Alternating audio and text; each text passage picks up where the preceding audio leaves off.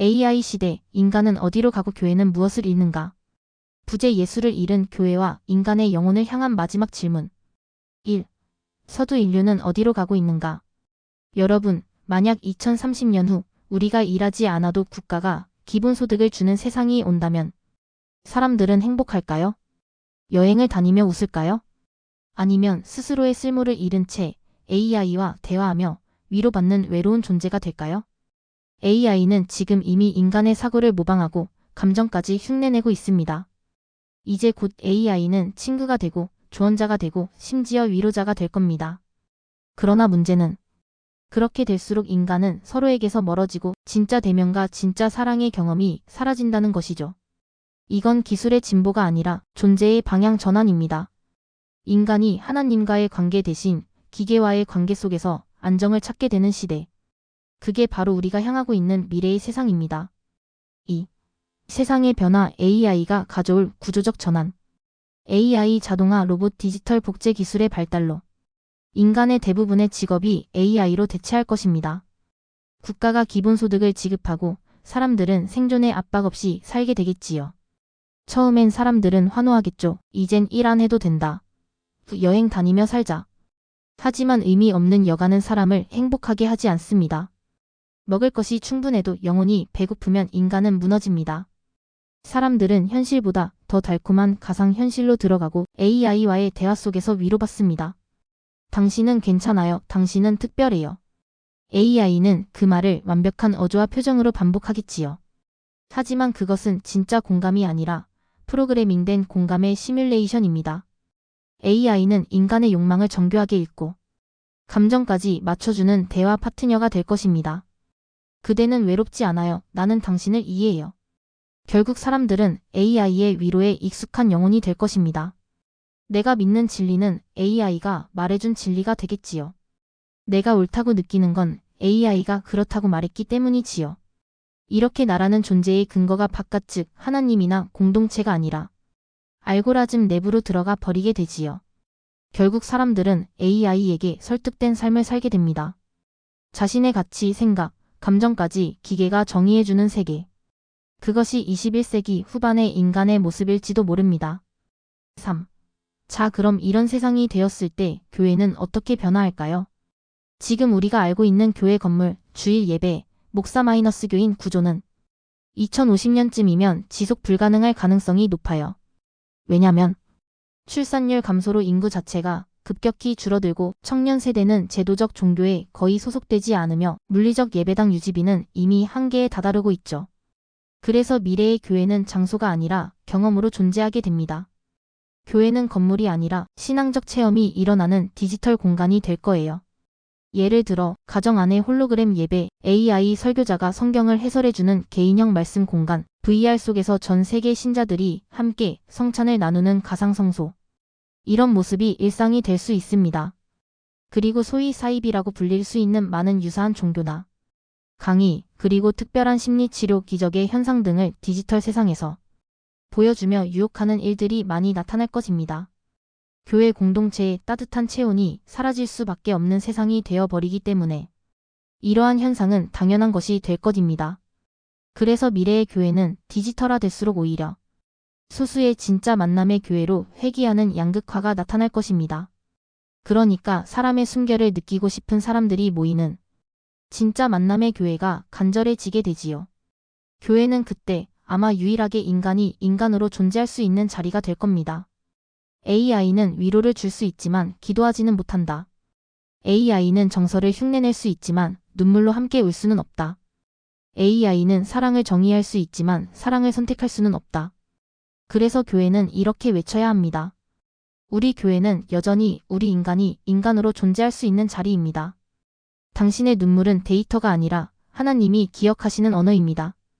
20년, 30년 후 교회는 화려한 건물이 아니라 작은 대면의 공간, 침묵과 기도, 손을 잡는 공동체로 아주 작은 소규모 모임의 교회가 될 것입니다. 이런 작은 교회에서 함께 예배도 드리고 함께 식사도 나누면서 사람이 진짜 사람과 교제하는 아주 귀한 장소가 여러 곳에 생기게 됩니다. 기술이 아닌 영혼의 체온을 나누는 곳 말이야. 4. AI 시대에 필요한 교회의 지도자. AI 시대의 가장 큰 위험은 진리의 상대화가 될 것입니다. AI는 수많은 데이터를 통해 대부분의 사람들이 믿는 것을 정답처럼 제시할 것입니다. 그러나 교회는 진리는 다수결이 아니냐라고 외쳐야 할 것입니다. 진리는 여전히 하나님의 말씀 안에 있는 생명의 빛임을 지켜야 하지요. 그렇기 때문에 미래의 설교는 더 이상 정보 전달이 아니라 존재의 각성을 일으키는 예언적 언어가 되어야 합니다. AI는 텍스트를 이해하지만 계시를 경험하지는 못하니까요. 2040년대쯤이면 이미 AI는 성경의 원문 해석, 교리 비교, 설교 작성, 교인 데이터 분석 등을 완벽히 수행하게 될 것입니다. 실제로 이미 2020년대 후반부터 AI가 목회 설교문을 작성하거나 성경 공부를 인도하는 시도들이 이루어지고 있죠. 그래서 미래의 목회자는 이렇게 될 거예요. AI가 자료를 제공하고 인간 목회자는 은혜를 해석하는 사람. AI는 성경의 모든 단어를 분석할 수 있지만 그 말씀을 살아내는 인간의 눈물은 분석할 수 없어요.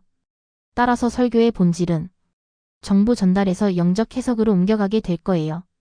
그리고 교인들은 AI와 개인적으로 성경을 공부하고 자신의 삶의 질문을 AI와 나누며 일종의 영적 상담을 받는 시대가 될 겁니다. 그래서 그만큼 진짜 영적 지도자의 가치는 더 커질 거예요. AI가 이론을 말할 때 예수의 향기를 품은 사람만이 그 차이를 보여줄 수 있을 테니까요.